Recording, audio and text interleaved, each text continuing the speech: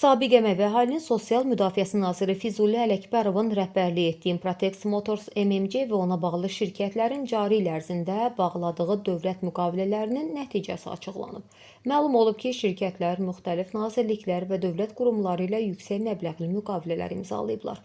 Araşdırmalara görə Improtex Motors və Improtex Trucks and Buses MMC-nin ümumi aldığı dövlət sifarişlərinin məbləği təxminən 8,5 milyon manatdan çoxdur.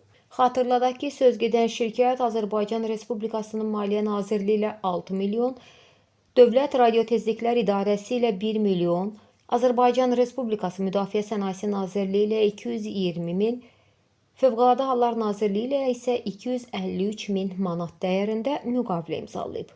Onu da bildirək ki, Improtex Trucks and Buses MMC-nin nizamnamə kapitalı cəmi 220 manatdır.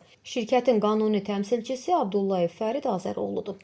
Hüquqi ünvanı isə Bakı şəhəri Nəsimi rayonu 20 yanvar küçəsi, ev 33-də yerləşir.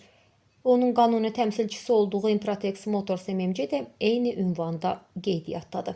Araşdırmaya əsasən sabiq nazirə məxsus şirkətlər dövlət büdcəsindən yüksək məbləğli sifarişlər almaqda davam edir, xüsusilə nəqliyyat vasitələrinin təmiri və satın alması sahəsində aktiv fəaliyyət göstərir.